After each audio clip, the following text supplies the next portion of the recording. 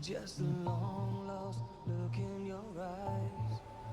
Brings out a love that I can't disguise. So take me down to the places I've never seen.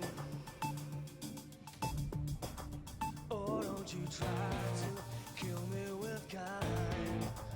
It's just your love that's driving me wild. Oh, from the dawn we rise, with the heart we cry, to the light we go, into the light we go. From the darkest night, from the fire inside, into the light we go, into the light we go, into the light we go.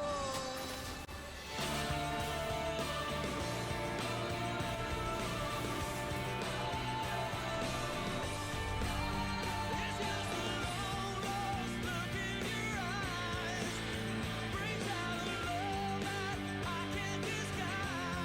Oh, from the dawn we rise, with the heart we cry, to the light we go.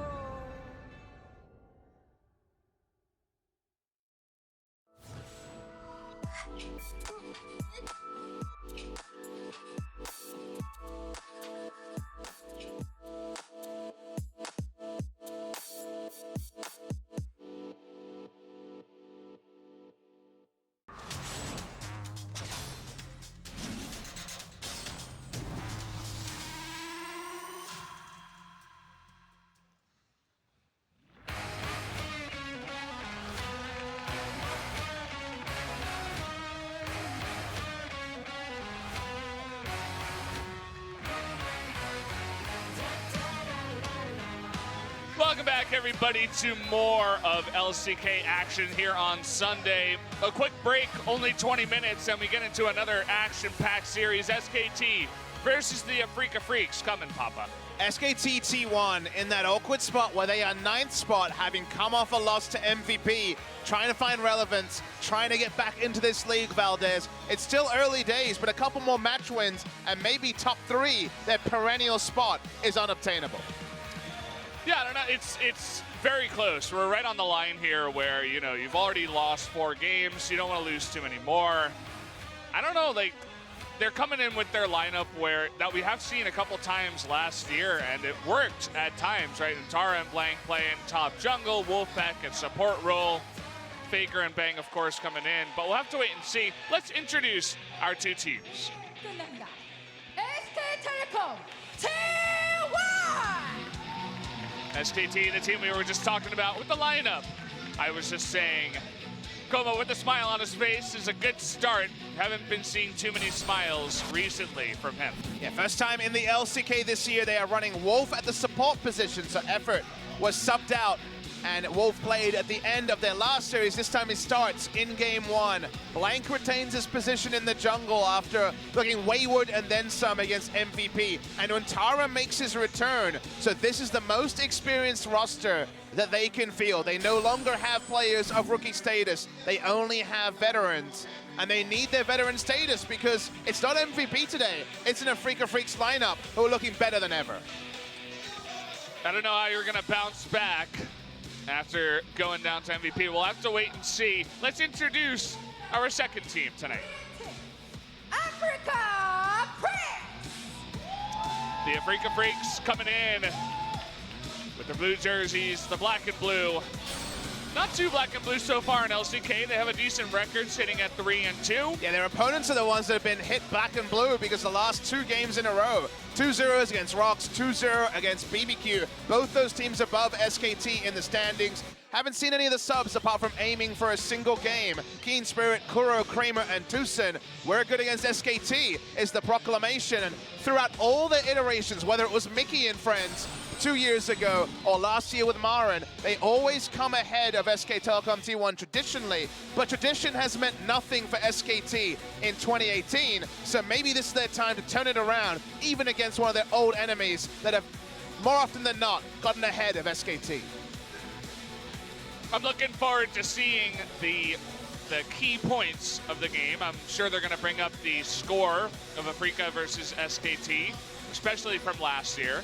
We have a new top laner, as you mentioned, Kiin, up in the top side. Let's take a look at some of the key points here. SKT facing a crisis that might be putting it lightly at this point. Yeah, 2 times they've had 4 defeats in a row. Famously, that was their slump after Rift Rivals in summer of 2017. They recovered from that, ran the gauntlet, and made the final. Fans will be hoping they wind that one back, but there's been some concerns on how early in the year it is, whether the roster has the talent needed to actually sustain a long win streak. Their first turret rate is 10th. Their early game is abysmal, 10th. For goal difference at 15. The weakest early game in Korea by a country mile, including MVP, is actually SK Telecom T1. It's hard to stomach that when you look at the numbers as a fan. 21% of the time you're getting the first turret, and you're down 1,000 gold every time. We are not afraid of you, says Afreeca. I don't think they should be. The only team in LCK with prior win rate against SKT. That's the big point here. Of course, in Korea, we talk about orgs when we talk about teams, and Afreeca have changed a lot since that stat started. But organizations, you know, KT versus SKT is an organizational battle. Afreeca versus SKT has evolved into one with the consistency of results. 52% is not a majority, but the fact that it's above 50% is significant because SKT holds a winning record against every other org in Korea. Spirit, come to the bottom lane, says TusiN, our multiple-time MVP. Is this, what is FP, actually? I don't know what that is. First pick support? Support? First blood. First blood. So first blood participation they're talking about there. Okay. And TusiN has been a playmaker, picking up the double MVP when Afreeca Freecs took down BBQ earlier this week. His Leona play in the last game was beautiful to watch. I'd love to see him return to it here again. Leona has, of course, beaten Bang & Wolf before, so interesting to see if he tries to rotate in some of those creative picks, but bot lane is one way you can attack SKT, but it's a different bot lane. It's a different old bot lane because Bang & Wolf reunited from the start here. I wonder if we'll see any more messes with the lineup. They really wanted to make effort work, but it hasn't been working in terms of match history. And then if you want to talk about individual matchups, oh boy, FLICKR and Kuro. It felt like a one-sided matchup for a very long time. Whether the Rocks Tigers were up or down, you knew that FLICKR would be the one to answer Kuro. But last year, on Afreeca, Kuro kind of removed some of the shackles, looked like a better player, had some laning phases against FLICKR where he was actually able to make the god bleed. And that meant that Kuro will come in and he'll size up the opposition. Whenever we have these interviews where players are asked, who do you think is the best player in Korea? FLICKR is the name that comes up, but Kuro is one to not say FLICKR. He sees FLICKR as his rival, and a victory here today would continue that narrative and not make it that one-sided one. Yeah, we've been talking a little bit about FLICKR and what his role has been on SKT, especially for this year. He is not really the shot caller, right? He loves to win his lane, and he's very good at doing that, but the lack of the shot calling on the team has hurt them a little bit, but his play hasn't really gone down all too much. He's had a couple of missteps here and there, but it's not his fault overall that they're losing. And Kuro, I don't know if he should feel more confident coming into the lane or just about the same against FLICKR. What do you think? And the way I look at it when it comes to shot calling is FLICKR clearly has a dominant voice in the shot calling.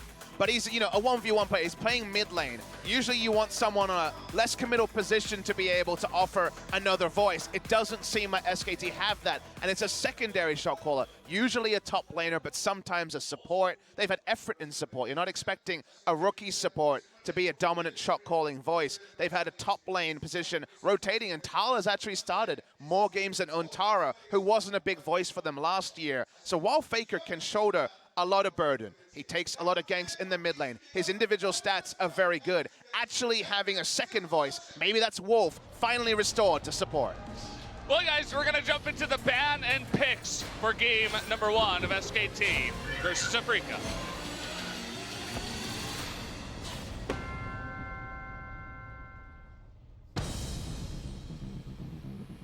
Here we go, thick and fast with the mid lane bans. A blue side Azir ban is a really big pick of respect for FLICKR, because remember that FLICKR is the one who dunked Kuro's Azir with Master Yi a few years ago. A lot of people have had ironic things to say about Kuro's Azir, but the numbers bear out that he's 3-1 on the season, and FLICKR having to be involved in a ban against Kuro's Azir is already something that will cause a lot of people at home to smile and wonder. Yeah, and so far not just the Azir being banned out in the mid lane, the Rise being taken away as well. FLICKR's Rise, very famous, alongside many other picks from FLICKR, but also a target against Braum for the TusiN, and the Kha'Zix against Spirit. Looking for a first pick Sejuani, no doubt, to ease Blank back into the lineup. His Camille jungle game is not up to LCK standard when we saw it last time out. But with all this fishing, with banning the Kha'Zix Braum on blue side, there is a big prize available, and it is being able to jump on the Galio for SKT. Now, Galio has counted against them the 2 times they played it this season. It's a favorite for Kuro. You can't take the scaling Azir matchup. Interesting to see if Kuro just jumps back on the Corki, looks for a farm lane, or if we see something a bit more spicy from the Afreeca Freecs mid lane. Yeah. We saw FLICKR play in some of his Galio recently.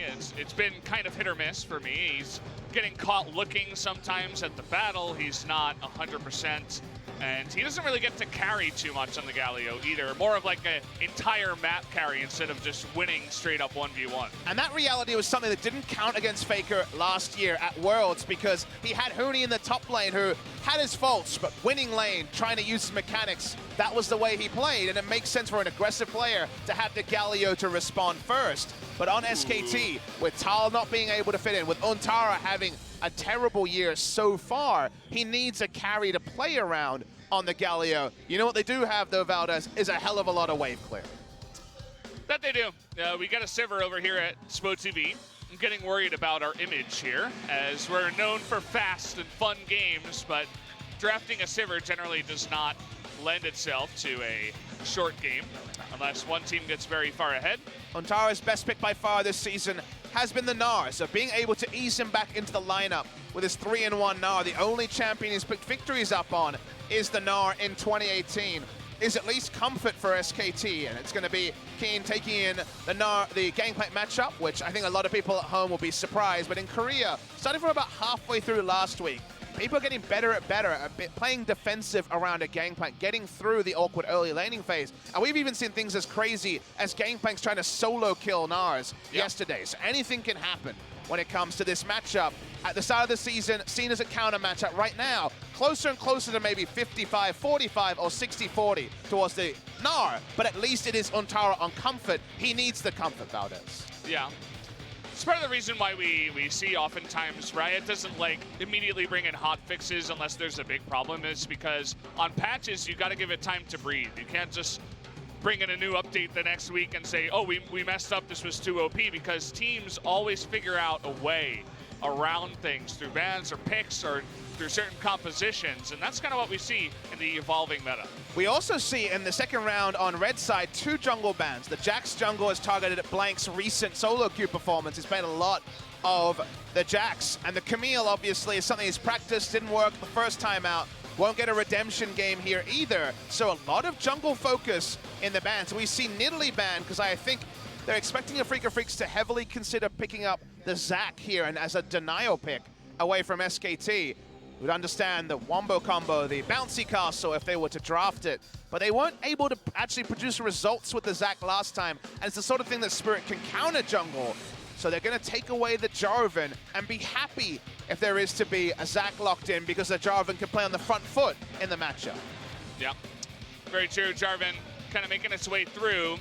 The Gragas, we have seen it, is going to come in once again, this time for Blank. And now we do have Tahm Kench covered. Will be Tahm Kench for Wolf, another pick we often see him on.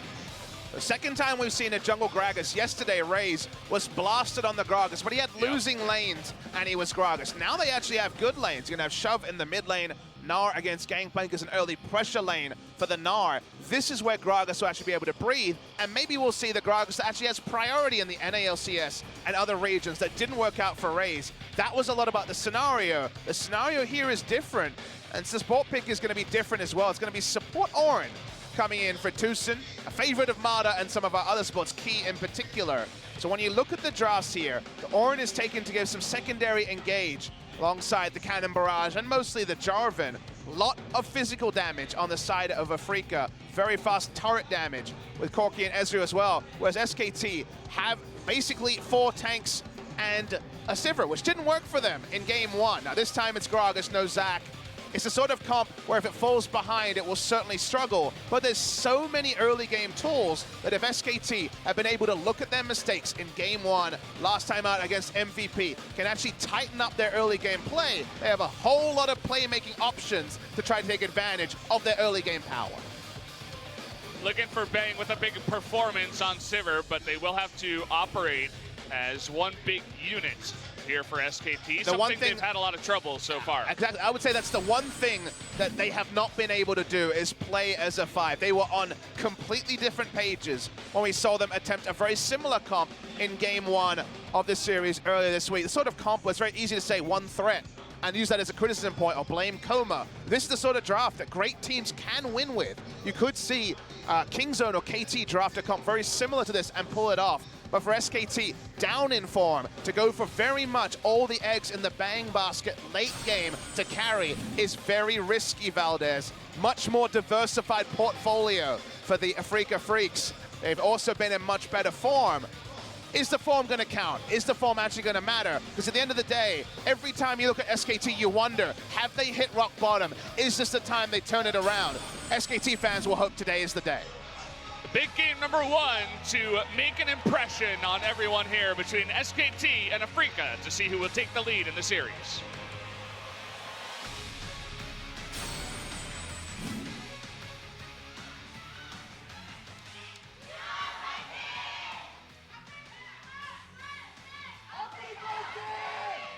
Well, no secret, both of these teams have huge amounts of fans. We are entirely filled up here. Every seat is taken, obviously sold out in the Nexon Arena. And pull one out for patch 8.1. We're finally going to have the end of this opening 2018 season patch. This is our last match on 8.1 before we roll into week 4 and patch 8.2. Hopefully bringing us bounties of new items galore and less relic shields. Don't see relic shield on Kiin as a start. We saw it in our first series from Smeb. This is still when there is the quest shield available because we are on patch 8.1, so you could understand it on the Gangplank for parlays, but won't be starting with it at least, as Kuro is starting with the push, as much as he can do. Wow, look at his call, too. Saying, okay, well, this is a farm lane. I know you're not going to kill me. I'm Corki versus Galio. Might as well just take the call, try to get even farther ahead. Some advanced wards for both teams. You'll see there is a ward on the Raptors here for Blank's bot lane start. We talked about it a bit in Champ Select, but if you watched yesterday's games, Kongdu's series in particular, you remember that Raze had no fun against Kingzone when he tried to run the Gragas, and we talked about losing lanes in a jungle that can be invaded. That was a skirmish jungle. That was Rengar as the matchup at the time. As a bit of a struggle. This time it's going to be Jarvan who can invade, but the lanes are a lot more comfortable. FLICKR will eventually be able to shove and move away as the Galio.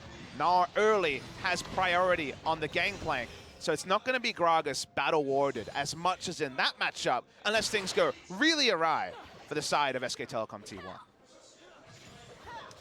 Cannot wait for the team fights. Damn, that's a lot of books. SKT have been cramming, Valdez. Oh, the books. Oh, yeah. Whoa. Four in a row. Yep, they've all been open. They're reading every single note. They're perusing over everything. At some point, Untara should just abandon and gone straight for a spellbook himself.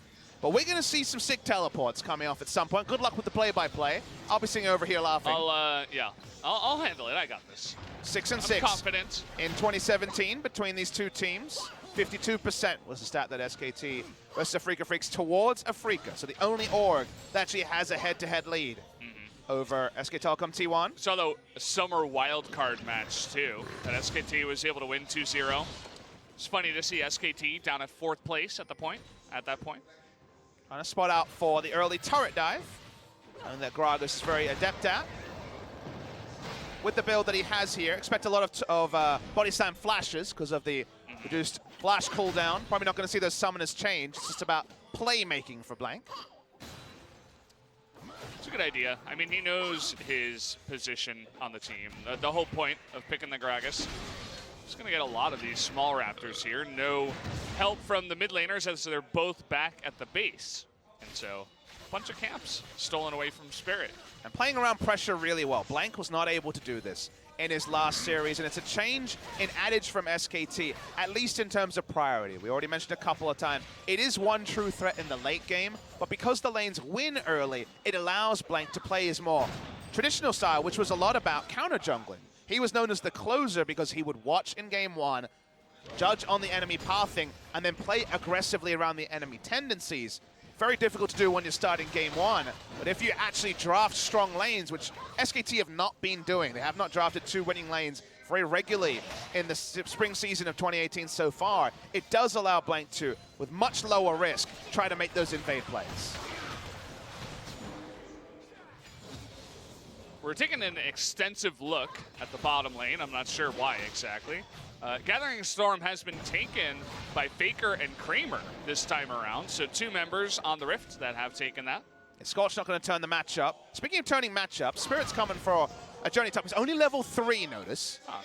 Interesting, the flash shield trying to land the slow on in, and that's going to be first blood handed on over to Kiin up in the top side. A very easy gank is what it looked like for them. Yeah, the flash W was actually a great decision from the Jarvan, because the only way that Gnar gets away from that gank is to flash the FLICKR drag, so why not open up with a slow, guarantee the kill. Untara may hold on to his flash, but good job by Spirit, who'd been counter jungle, was a level down, but there was no turnaround as Blank wasn't in position for the counter gank. The woes of Untara so far. Everybody knows it that's been watching SKT. There's a reason why they were playing so much Tal up in the top side. Which seems insane, right? Tal played in EUCS and then was starting for SK Telecom T1 with Untara, you know, the player that a lot of people thought was hard done by not to go to Worlds over Huni. A lot of people were calling for him to go there instead, but have not been vindicated by Untara's play so far in the 2018 season. We'll see a replay here before I recount some stats for Untara. Again, flashing over EQ is how Untara lives, so give him nothing to flash over. Smart decision by the veteran Spirit. But Untara's laning phase this season has been a disaster, Valdez. No real way to sugarcoat it. He has the worst goal difference at 10. His CSD at 10, lowest of all top laners. CS per minute, lowest of all top laners. His CSD at 15, lowest of all top laners. And even though he's played... Well, I'm still going. Even though he's played... more? 4 games of Gnar, a GP game, and a Maokai, he has lowest DPM. So even though he's been in Gnar matchups where he's just auto-attacking people to get DPM, he still has the lowest DPM. So to say he's been poor, to say there was a good reason to play Tal, is an understatement. Yeah. Well, you kind of laid it down there on the line for sure. You got to wonder what exactly is the reason, right? After losing Huni, you have to think, like, Untara's thinking in his mind, hey, I'm going to be the starter now. He should gain more confidence from that. But it seems as if he's lost confidence over time. And it's kind of well known just around the League of Legends scene that Coma always saw a lot in Untara. He chased him when he was not playing after he had stepped down from CJ and had 2 accounts in the top 5 of solo queue. He always thought highly of the player. And I think there was obviously that big debate over who should go to Worlds. They went with Huni for laning phase. Untara was a reliable laner. He played a lot in summer. He certainly wasn't a liability for this team. So there is always the chance that another series away, a bit more of an adjustment of mentality, he could return to being capable. Will he ever be Khan? No. Will he ever be Smeb? No. But can he at least go even against some of the best top laners? History would say yes. But finding that confidence was something that took a long time for Blank. It took a long time, might take a long time for Untara, and it's something they need because SKT with a lineup like this is saying, we need the experience. We cannot have rookies because the shot calling has also been a significant problem for SKT. It's not just the laning phase. I would have to agree. Another focus from some of the haters of SKT. I wouldn't really call them haters, but people who are kind of disappointed by the results of SKT so far are pointing fingers at Bang as well, saying he's not playing as well, not getting his picks, not really being as crisp as he used to be. But you look at a composition like this, they're playing everything around Bang on the Sivir. They draft 4 other tanks and say, okay, you do the job. Seems like SKT as a whole still has a lot of confidence in their AD carry. And I think when it comes to SKT, if you're asking me what my read is, I think they're in a bit of an identity crisis. They've got a very different lineup to the past. They don't have Duke. They don't have Huni. They don't have someone who can be, Marin most famously, a pressure valve in top. They have a role play, which is fine. It's not necessarily a problem. It's something you can play around. So more carry on FLICKR, right? Well, the meta does demand champions like Galio, You need to lean on Bang to be the carry, but Bang hasn't been consistent. His Ezreal this season has been great. His other champions have let him down. So then you say, okay, well, what else made SKT strong? And that was, of course, their ability in the mid to late game to basically win every time. They could be in any sort of a gold hole and be able to come out with it with smart shot calling, play around the Baron, those trades where you take 3 members down bot lane to gank one of these top laners, Baron is instantly taken, and from there they win the game. We're in kind of a weird spot where Baron is pretty underpowered when it comes to closing games. SKT versus Gnar, of course, the great example of that. 6 Barons, and the game couldn't end. With the game state where it is now, a smart move, a Baron against the flow of play, doesn't win you the game, doesn't necessarily always even inflict mortal damage on the enemy. So with all those things coming together, it's almost a perfect storm of SKT struggling to find something new. I think they can't lean on any of the things that made them strong in the past. And so far, they haven't invented something to get the most out of the roster they do have right now. Yeah. Well, they still do have Coma. He hasn't been replaced, and Huni famously saying that he's the best coach he's ever worked with, one of the best in the world, if not the best. There's no dissent on that. That is definitely the consensus of anyone that's worked for him. Is mid lane. Okay, we have some action here. The flash coming on in, but stopwatch is the thing here. Can he flash Valkyrie is the question. Nice barrel there from Blank. Does clean up the kill. They're going to trade one back. TusiN coming in, though. He wants to get a little bit frisky here alone. 1v3. Getting a little bit too deep. Wolf trying to get that Devour on in. He's going to try to flash in here. Either way, it is going to be the kill. Even the cannon barrage coming on in from Kiin cannot deter them from picking that one up. Yeah, really unnecessary death from TusiN. The moment that he committed too far, wanted to use the Unstoppable. Still in there on patch 8.1 to get away from the CC. Doesn't work. Significant cost for the Afreeca Freecs. Nice gank assist by FLICKR. Blank looking so much more confident this game after his early jungling wasn't impeded. Kuro able to keep Galio in mid lane, so FLICKR's actually falling low as we go into the replay. We're going to assume he doesn't die. It'll be awkward if he does. But seeing the replay here, this was just straight off his teleport into lane. Blank already waiting, everything invested. But very nice layering coming through, and Galio did die. Okay, so it is awkward. Okay. Yeah, it is awkward. Galio did die, but you notice that the Valkyrie was used, and I mean, every mid laner has been there where it's like, oh, I just want to clear the wave. It'll be really awkward to keep it in this spot. Let me clear it and try to get away. Why don't we recount what happened? FLICKR tried to clear the lane, teleported a bit riskily, and then was taken down. Kind of falls in with the redemption, the not watching the screen. FLICKR's been surprisingly amiss in some of these awareness situations, and him falling, we're going to see the replay here. Look at this. Guess where his eyes were, Valdez? He was in the shop. I mean, it was really close, right? That's unbelievably close at that point. Sure, the big but one. It's, you know, it's not the first time, Valdez. So. True. You don't have to take the risky recall like that. You don't have to. So he dies there awkwardly in the same manner, but it's after a good play, so it's not necessarily something that propels Afreeca into a massive lead. They were able to cash in the cull very, very early. It was the first purchase. Already Trinity Force onto Kuro. Helped with the damage calculations there. A lot of Aegis opted into by FLICKR. A lot of disagreement on how to build the Galio. Needs some AP, and you inch it in somewhere. But I like the fact that the vision game has been better. Blank is pushing up wards to the Raptors. He's pushing up wards here. Now he's trying to turn on to TusiN again. Yeah, TusiN getting caught here once again. 3v4 at this point in time. The call of the Forge God does come in, but he can't hit it back. Blank though getting low. He does have a stopwatch and a Galio to keep him available. Kuro doing some significant damage with the Trinity Force you mentioned. Trying to get out of here alive is Blank now, but in comes Spirit trying to flag and drag. May have gone too far. Kuro taking so much damage. The pose there from the Galio at the end with the stopwatch. Now it's all up to Kramer. 1v4 at this point. Spirit also chasing. There's the cannon barrage. Trying to use that taunt to get that damage reduction, and it looks like all the low members of SKT get out alive. SKT played that so well, using the control ward to get the maximum value out of the taunt that does damage now as well. Kuro too confident, face checking a brush they did not have vision on. Afreeca will try to get a turret out of this. They're going to get it very low at minimum. Should be able to get it here. It's only Bang TPing in. It is 8.1 after all. While it's a messy game, there's no blowout here. Afreeca Freecs, 1,500 gold ahead. A lot of feel-good moments by SKT. A lot of old SKT mixed in with Afreeca making smart moves. Would have been just a terror to try to come up with betting markets for this game with SKT struggling and Afreeca being so good recently. Let's watch the replay. TusiN's again caught. Kind of with his hands in the cookie jar, was looking for some vision, then gets caught by multiple members. He's turned onto. Call the Forge Guard never completes. Then Blank falls low, and during this, multiple members of SKT are blinking health bars on a different day. With their recent form, they would have thought this would be a triple kill out of nowhere. But FLICKR, look at how he plays this. There wasn't actually even a control ward in there. He was just able to juke around vision. The ward was placed afterwards.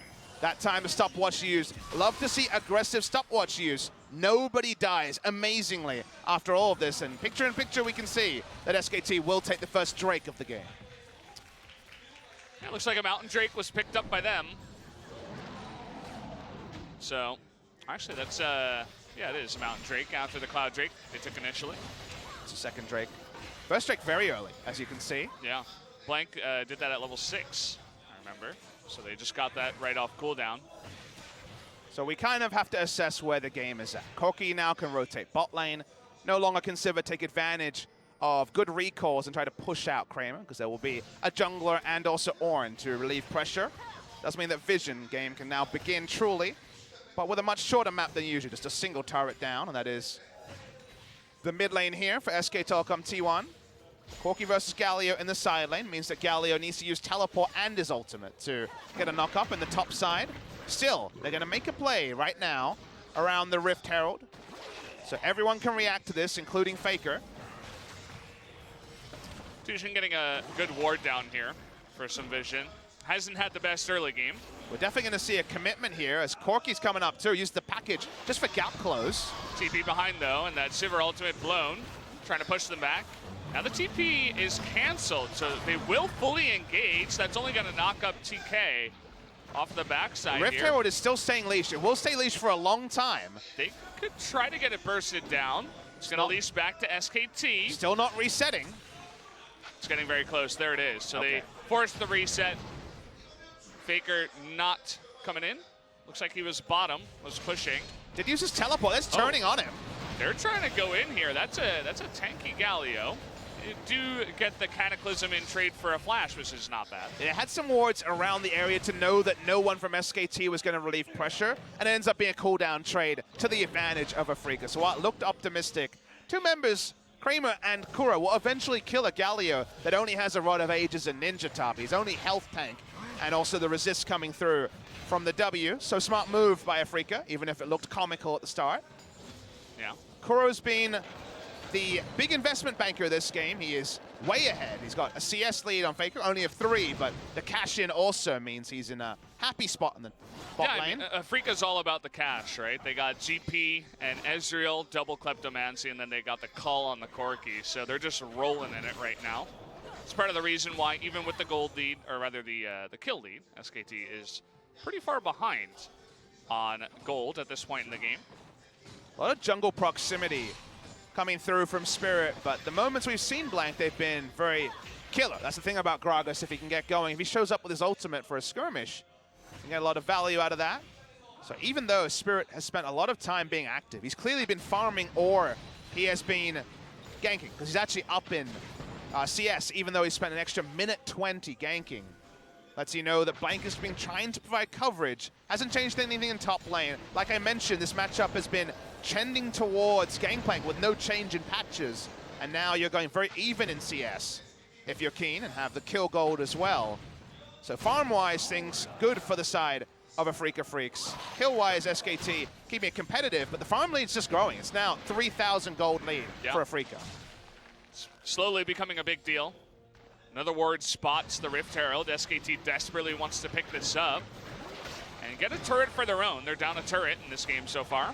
He's gonna catch Spirit over here. So much CC, as you can see, It's on all the side down, of SKT. It's all down now, though, so not having those ults makes it difficult for the tanks to be super relevant. No Gragas ult to interrupt any sort of a parade. So once again, the Rift Herald is delayed. Now you might wonder, why is Afreeca fighting so hard for Rift Herald? It's not just about the inherent strength of Rift Herald. Look at the comp SKT has. They don't have long range, 500 range Sivir, a Gnar as the only other ranged auto attacker. Cracking turrets with Rift Herald is one of the easiest ways for them to actually get on the board for a turret. So that's why Afreeca extra want to deny away the Rift Herald at the start. CT Blank starts it again. Not sure if they will actually commit to it, but got him in the brush. Poor Shelly being pulled around by multiple people is just going to go back home. Frustrated once again. Well, Afreeca Freecs so far, mission success in farming up with Kiin, who hasn't gone Resolve tree. It's not Grasp of the Undying. It's not against a Vladimir. It's the standard Kleptomancy that's still full power on patch 8.1. Kuro is, again, we've already mentioned, farmed up a Storm this game, and indirectly, massive gold leaders are trying to turn on Spirit. Might be able to get this in here. The flash from Blank, and well, they got all the CC in the world, as I said before. And down he will go. If they can engage onto someone, you're not going to see him move very much. But because of the timer, they will not be able to get the Rift Herald quick enough, is my first indication. They don't even try to get the objective. So a single pick is good for the side of SKT, but they would have wished it was a minute or two earlier to actually get the Rift Herald that was their primary objective in the early game. Next Drake spawning, 35 seconds. Already they're going to be able to pile on a lot in a row, having gotten the first so early. See if Afreeca Freecs will actually put up resistance on the bot side. All their vision has been really circled around denying vision at the Rift Herald. That needs to be moved now. Baron is not going to be taken by SKT in secret. They are far too slow, a Baron team, with only Sivir as damage towards the Baron. So we'll see if there's any sort of attention put from Afreeca at actually contesting what has been 3 Drakes so far for SK Telecom T1. Look at the items here for Afreeca. They have 3 Trinity Force champions, Yep. and all 3 of them have it now. The Ezreal just pick it up after, you know, getting the Muramana finished up, and that's a pretty scary lineup if you're looking at the amount of damage that Afreeca has currently. There's good Baron buff teams, and there's Afreeca this game, where if they get the Baron buff, they have poke and just delete turrets. Hopefully TusiN has Demolish in his Resolve tree to just instantly delete turrets with the sheer damage, and 4-1 and also the 1-3-1 are possible with a lineup like this, triple teleport, as we're speaking. So Baron buff going to be the primary objective for both teams. SKT to crack the defenses of Afreeca, and Afreeca just because, damn, they're insane with it. Well, we have another Mountain Drake coming up here. Afreeca definitely taking a hard look at that one. We got a teleport coming in, though. Spirit wants to disengage, as it looks like it's FLICKR that's coming in. They want to get on top of Spirit, but you can see TusiN trying to help out. Nice knock up there. Not going to be able to get Spirit on the chase. Got a TP coming in from Corki, it looks like, from the base. Very difficult for them to actually go through the Mega Gnar. They need the Mini Gnar transformation. Okay, Untara now exhausted, so Afreeca moves out. Now they want to go, the big one, hitting 3 members towards that Tri-Brush. And even the Galio poke doing a bit of a number to Afreeca, but you can see that SKT not too confident to push in here after taking that poke damage. And to add to that is True Shot Barrage. And you know, we talked about the damage to turrets. Guess what? Turrets to Drake also, the damage to Drake also insane with triple Trinity Force this early in the game. Probably going to be Corki working on his Infinity Edge next. Compared to SKT, who we said have a slow Baron, Afreeca Freecs have an insane Baron. So coverage there from SKT going to be important. We return to normalcy. A Drake interrupts SKT's free farming of the Drakes. No 5-stack this game for SK Telecom T1. And now Afreeca Freecs need to start to cement the map.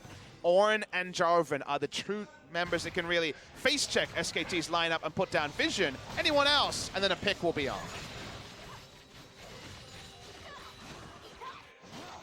Well, we got Kiin pushing in now towards this bottom turret. You'll notice that only 1 turret has gone down in this game. It's the mid one of SKT's.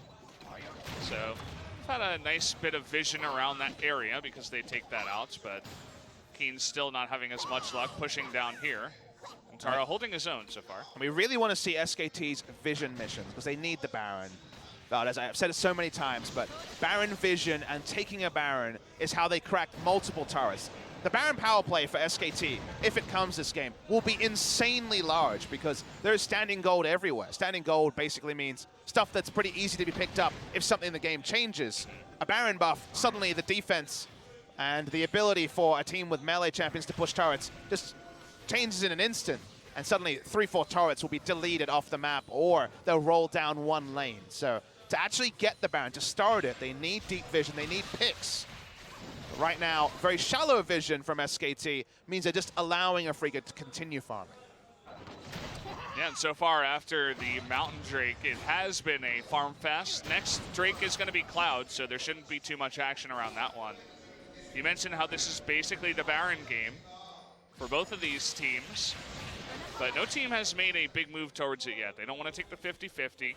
They want to ride it out, try to get a pick. It's all about catching Afreeca in transition. If they get there safely, then they're going to pick up basically every objective and clear every wave. This is a sort of spot where SKT can try and do some playmaking. Ooh, Blank with the smite a little bit early there with Spirit. Oh, we got a great engage onto Kramer, who does flash. Re-engage him down. They're going to re-engage here. Blank getting low. Now at the same time, Faker's not as tanky as you would expect the Galio to be. He's going to be caught in the back there as he's trying to save Blank, but cannot do so. Now the rest of them on the run. TusiN thinking about another engage. He's not level 16, so no crazy Ornn ultimate cooldown yet. But a nice pick there for Afreeca. Yeah, if Kramer's flash was down, he would have been dead, and that would have been the right move. Kramer gets out of dodge, and then 3 Trinity Force members building damage are raining down on closest target. First Blank goes down, then Faker is the one that gets focused. Only one dies, but after this, Corki can rotate topside. SKT are outnumbered, and the objectives pile up for Afreeca Freecs. Yeah. We talked about the amount of damage. That's it there in practice at only 25 minutes. It's a pretty gross composition. Once we get to 6 items, these guys, I don't care how tanky you are, barrels will be critting. You will be dying. So I'll have to see what SKT can do to fight against that. Kramer, 001, but him staying alive in that fight, so important. Gangplank's going for a big purchase. He's been sitting on a Ruby Crystal for a while. I guess he's waiting for a completed Sterix, I imagine. There it is. So now he's going to be more robust in the side lane if there is to be a bouncy castle enabled. Watch the replay. SKT think this is their time for the pick that leads to Baron. But how do you tie up an Ezreal for long enough? The answer is you don't. And then bang, he can't take free damage from Corki. No one can take free damage from 2 members on the bot side here either. Cannon Barrage was loaded in. The Gangplank teleports in. And now Kuro's sent into Untara's face. And there's no magic resist there, so goodbye. 3rd outer turret of the game. Notice what Corki did there. He went up top after the fight, took out the top tier 1, and then went straight back home, picked up the package, went bottom, and took the bottom tier 1. There's nothing that Gnar can do against a Corki that's this farmed and has his package. So he just picks up 2 turrets for free, and Afreeca extend their gold lead to 5,500. A very comfortable spot for them right now. And we talked about SKT's need to act on their early game draft. It's not a bad draft. It's a specific draft that teams in Korea can play. That hasn't happened for SKT, and now you wonder, has their base damage just been outscaled? Afreeca seem to think yes. They want to catch a catfish, but he's got a friend. It's a Galio. He's going to go in here. He's going to be devoured up by Wolf, but look at that. In the Cataclysm, Wolf is kind of trapped here. Thankfully, he's got that time, the stopwatch there to get out, but he eventually goes down. And they just needed 1 pick. That's all they wanted, and they got it. And it's so smart because they pick onto someone, everyone disengages waiting for the Galio ultimate, and then you DPS Galio ult out. So it's respectful, but also intelligent from Afreeca. They're not going to start the Baron for now. Spirit will recall. They'll get control around the area. The next pick, though, that probably means Baron. They're playing it so intelligently right now. Afreeca, they're so balanced. They're not getting too aggressive. They're not playing it too passively, scared of the engage. It feels just right for them right now. And it's a lot of what we've been seeing out of Afreeca this season. A little bit more than last season. They look a little bit more confident overall as a team. They just seem to have more options. You know, the ability for Kiin to go to this Gangplank and to have extra threats. Untara seems so necessary for him to pick up Gnar to paper over some of his flaws in the laning phase. With this multiple threat comp, making the Galio work on blue side, the first pick Galios, not working as a team for SKT. Even if it's a power pick for other teams, we haven't been convinced by SKT's ability to run it. And now you're just worried that with so much sheer damage on the side of Afreeca Freecs, a very tidy early game for SKT might not mean enough. So far, it definitely hasn't. That Cloud Drake that I said would be most likely ignored does get picked up because it's essentially a free objective for Afreeca. The extra movement speed will definitely help them around the map against the heavy engage from SKT.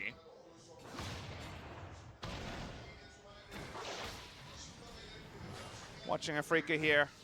Just getting their shops in. Infinity Edge finally done.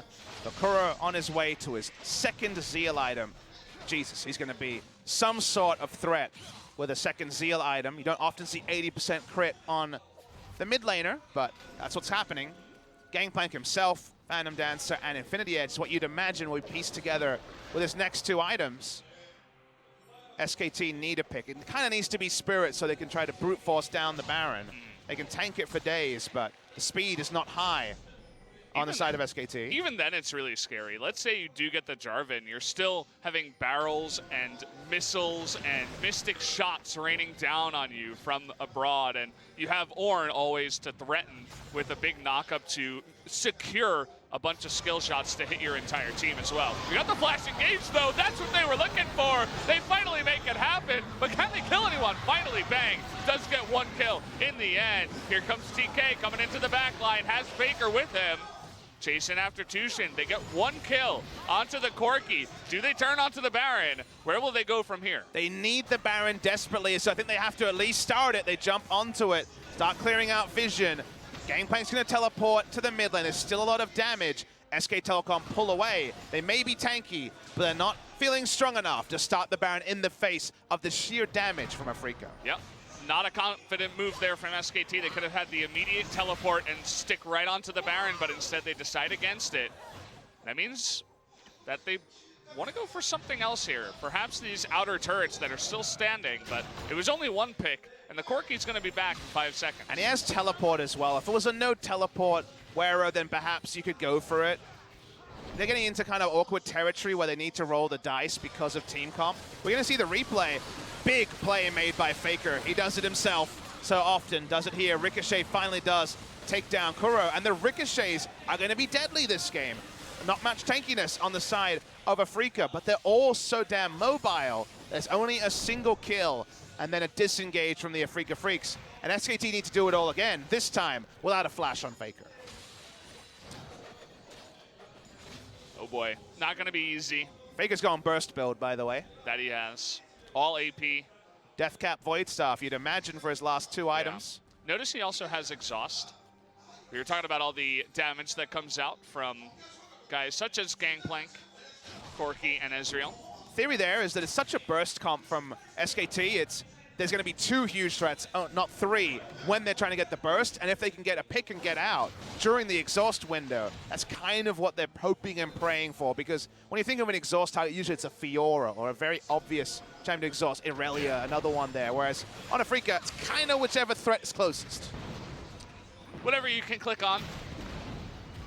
FLICKR's pretty good at clicking on stuff. Speaking on engaging, though, they want to get Kiin, who does get out of there, in fact. And here comes Spirit, the three-man Cataclysm. They have a lot of room here now. Kramer over the wall, raining down on FLICKR in the front, but there's the Devour. Wolf with the ambulance coming in, trying to save his teammate. Will do so. Lots of low members, though, on SKT. Afreeca not going to go to the Baron just yet. SKT can reload very easily. FLICKR can just take teleport, come back to the fight, so Afreeca doesn't get greedy around this. They'll return to the minion wave. Now they're on to Baron. There's actually no SKT vision in the area, so Blank hasn't recalled. They're starting to walk up. How much time do they have against this? Holy crap! It's gone! It's gone, guys. You never even saw it, says Afreeca. And, well, Kiin is going to have to pay for it with his life, but they're going to be okay to give him up. You saw how fast that Baron went down. That's one Mountain Drake and all that damage stacked up. Or you blinked and didn't see it. It's almost like Baron was a rumor. It never even existed with how fast it was deleted by Afreeca's sheer damage comp. Ornn also has Zeke's Convergence, so that seems to be a bit of a flavor of the month item among Korean support players. We saw it in our first series after not being built by anyone since it was first constructed. When you have so many threats, it makes some degree of sense. Kramer has his Mega Trinity Force for just kind of stats all over the place. I guess he had 1,000 gold and wasn't really feeling anything else. Yeah. See that happen from time to time. The Mega Trinity Force is a really weird stat stick because it's so much just stuff that it's not going to be a sheer amount of AD like an Infinity Edge or something like that. Goes back, finishes his last Whisper, necessary to deal with the insanely tanky front line of SK Telecom T1. But man, they're trying to pull a replay of the Baron, but just died too fast. Sorry, guys. Spot TV missed that one. Yep. Sorry about that. I mean, we only got it on screen for about 2-3 seconds, so it's almost as if it didn't happen. This game is so tense. You can tell, like, if SKT is going to engage, it's got to be real quick, like FLICKR getting a double taunt, and the follow-up engage has to be really on point, like no delay at all. Blank has to be there right away. If Bang is not accounted for, though, he has inched together 4 items, probably going to be another damage item because armor is going to be pretty low on members that aren't Ornn and Spirit, and you're looking for ricochet damage onto the carries. You have to consider that, you know, 6-item Sivir, without any attention towards her, will just burst through the Corki, Ezreal, and Gangplank from Afreeca. So there's still a team fight where Bang free hits for long enough, 2 rounds of ricochets, and they do finish off the burst that FLICKR will be able to enact. But that requires Afreeca's flashes to be down, for them to be a bit absent-minded, and for them not to kill the first person. And no one is tanky. Blank may have a Warmogs, but no one is tanky to how much sheer damage is on Afreeca Freecs' side. True. Yeah, that's the thing. Afreeca's going to have to stick around long enough for Bang to get in position to do that damage. And that's why it really does come down to the engage once again. They have to find someone in the front, or maybe Spirit dives a little bit too far forward. He's been very loose on his engages. You know, he's going to go and he trusts his teammates to be right there behind him. I'm not saying what he's doing is bad. It's just he's getting quite aggressive on the Jarvan because he knows that he can trust his team to be right there. You wonder if this insistence on the low threat comp from SKT is necessary or a coma adage, because we've seen so much of it. Or not used for zoning. We don't see that often enough, actually, in Korea. Especially on 8.1 when the cooldown is almost 0. It's pretty ridiculous. I mean, it's already 1/4 gone, the cooldown. But SKT really do insist on these low threat comps that can be worked, has worked before. But, you know, Untara on a more true carry. Will that be an experiment if Gnar is no longer available? Galio not being available, very likely red side ban in game 2, will mean that FLICKR will be on more of a carry. You can kind of understand the frustration for Coma, because it feels like whichever way they go, their champion pools and also the games are not corresponding with how SKT have often won in the past. Their most famous strategy was Lulu mid and Bang running around getting pentakills on Lucian and Ezreal and all sorts of carries. So traditionally have they been a low threat team. But we're in League of Carries now, as you can very much see. It's nice in a way. It's cool to see the 2 different types of compositions going head-to-head. Although I wouldn't be complaining if Untara was playing Fiora or something like that. The Riven we've seen many times against the Gangplank. Just not this time. Not Untara, unfortunately.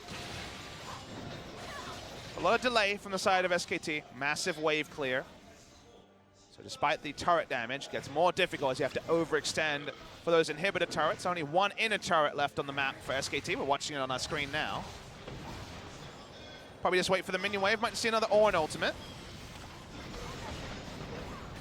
FLICKR doing a nice job cleaning that up. He's got Bang right next to him, too. TusiN's going deep to try to clear out this vision. Obviously, that's the last person they would like to engage on, SKT, so it makes sense for him to be up in the front, clearing the vision. And Kiin is fully dead. Came back, sold his stopwatch. Didn't get to use it. No pirate pose this game.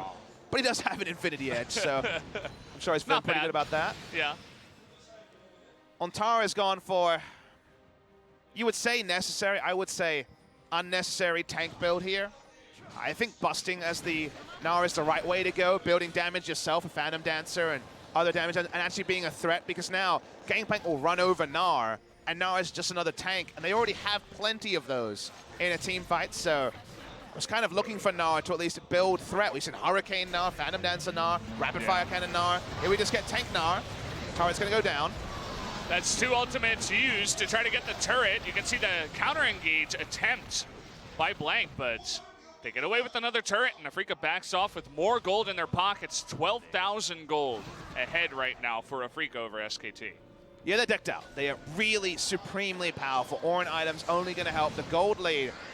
In 15 minutes, when this comp is strongest from SKT, they weren't able to actually get the picks. We didn't see proactive use of the Faker's ultimate because he kind of had to use it defensive most of the time. Or Afreeca were very respectful and disengaged.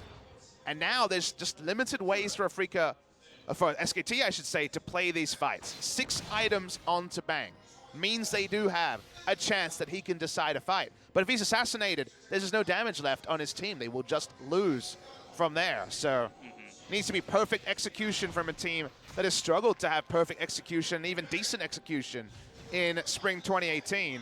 Afreeca putting down the control wards, getting the control around Baron. Baron spawns now. And SKT with a wombo comp don't have vision to make the wombo happen. Saw Kiin more than 5,000 gold ahead of Untara in the top lane. About 70,000, or rather 70 CS, and obviously the Klepto is helping him out. But we'll see if Bang can pull out his inner Teddy and actually just fountain laser his way. Hasn't sold his boots just yet, but I'm sure we're getting close. Ornn ultimate, they want to go in on this one. That's 3 members lined up in a row like bowling. Oh, baby! See you later. Down goes Gragas, make that 2, and Faker's gonna go down here too. Cool pose, man, but it's not gonna matter. Make that 3 on the back. A perfect engage from Afreeca, catches SKT off guard, and now that's gonna be Baron. And the problem with lots of tanks is that you can reach items like this, and then there's no tanks, Valdez. Unfortunately, they die to sheer damage. You don't need all of them on the Baron. You got plenty of damage with just 2. They're going to roll in. They're going to try and bring up the minion wave in mid. They're going to have to get the top lane minion wave. Minion wave's not in great position, but you talked about those loose ultimates. You can be pretty fast and loose when you have this much damage. It's Watch Blank, so watch Blank's health bar. It's gone. 3 seconds. Nope, 2 seconds. Yeah. He is dead. Faker has gone largely AP. If his W is not being used, he dies real fast. Like you say, the pose, 8 out of 10. Very nice pose, but fortunately poses don't win you games. Baron crests the first inhibitor. They'll go back. They continue to spend. They also have a greater cap on their damage because they can have the Ornn items to evolve their power. And SKT back to the drawing board again. Yeah, the more I look at this Afreeca comp, it's pretty disgusting. I mean, it's all-out damage plus 2 perfect engagers Kuro just for baited 8.1. the Gnar ultimate, by the way. Yeah. That he did. Well, we're going to have... Who's ganking who here? Wolf and Blank going on a bit of a vacation over here. Trying to come on in. We got Gragas going in. A big, nice knock-up. Isn't going to matter, though. He gets a taunt in the back line, but you can see Kuro getting low, and now it's going to be Faker's turn to get low. Wolf just a little bit too out of position. Kiin in the back line gets on top of Bang. That's going to do it. Make that an almost ace.